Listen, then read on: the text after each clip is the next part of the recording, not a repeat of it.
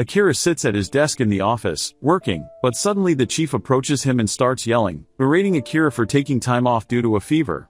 The chief slams his hand on the desk, mocking Akira's absence and threatening him to finish the work before the deadline. Akira is overwhelmed with fear and sadness, shedding tears. But it was just a nightmare. Akira wakes up in his trash-filled apartment, realizing he doesn't have to go to work anymore. He gets up, stands on the balcony, and cheerfully shouts good morning. After 3 years of working in hell, he finally got a vacation.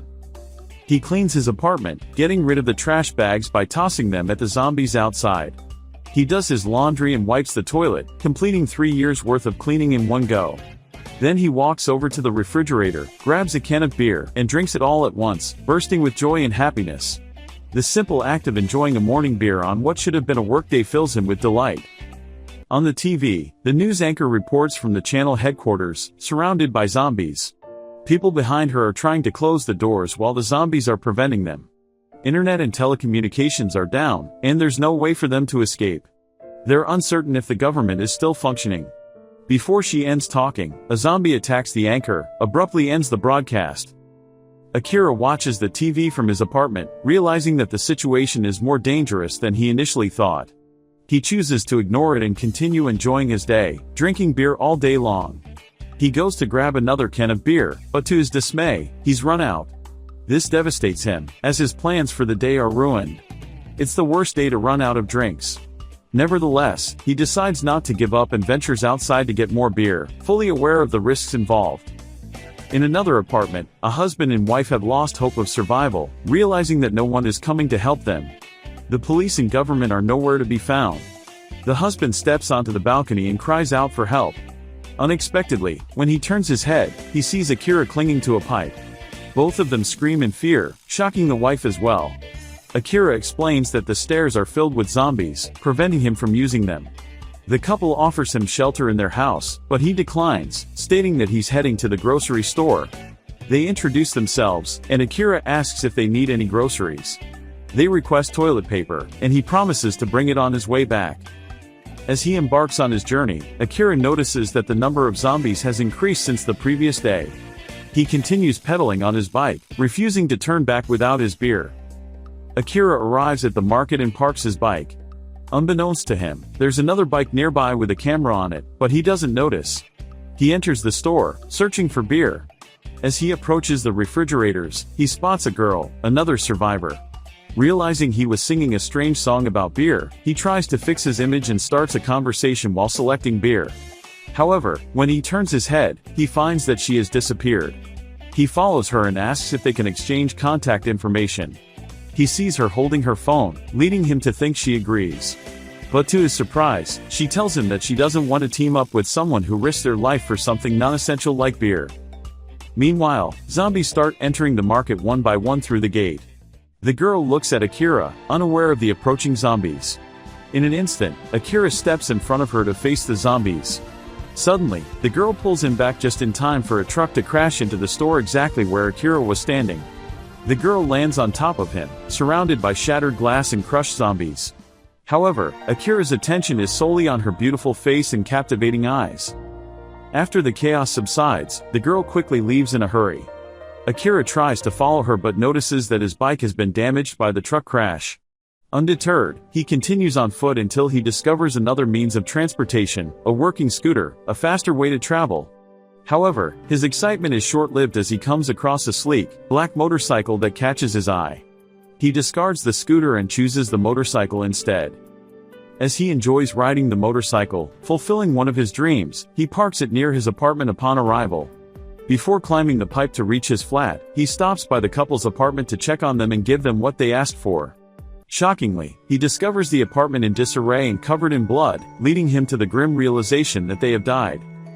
At night, having already consumed a dozen cans of beer, Akira sits watching TV, which broadcasts scenes of zombies. Whether it happens today or in 60 years, he realizes that time is limited to do everything he desires. Nevertheless, he believes that life is too short to avoid taking risks. Grabbing a pen and a note, he writes down the things he wants to do before becoming a zombie. He has already confessed his love, cleaned his flat, spent the day drinking, and ridden a motorcycle. After some contemplation, he continues writing until he reaches 30 things. Suddenly, he remembers his parents and adds spending time with them to the list. Additionally, he hopes to meet the girl of his dreams. Satisfied with his list, he closes the note, titled 100 Things I Want to Do Before Becoming a Zombie, which he wrote on the first page. Let's rewind a bit to the beginning of the same day, at 6 a.m. Shizuka wakes up early and starts her morning with a 10-kilometer run, completing it in 1 hour and 2 minutes. After her run, she takes her supplements and tries to contact an office in LA, but there is no response. She opens a note on her computer and begins writing a list: secure water and food, secure an energy source, maintain mental stability, continue regular exercises, and minimize sugar intake.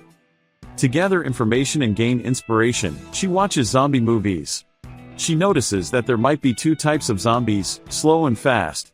Using a binoculars, she observes the zombies and writes down the data she collects to help prolong her survival. She decides to venture out into the streets to gather first-hand data about the zombies and gather supplies before their numbers increase. To aid in data collection and environmental monitoring, she installs a security camera on her bike. She heads to a store, parks her bike, and gathers supplies.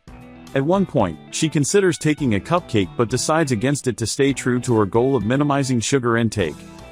While shopping and monitoring through her security camera, she notices someone approaching the store, Akira. She ensures that he is not infected and finds him harmless when he reaches her. She suspects that zombies might be following him and decides to hurry and leave.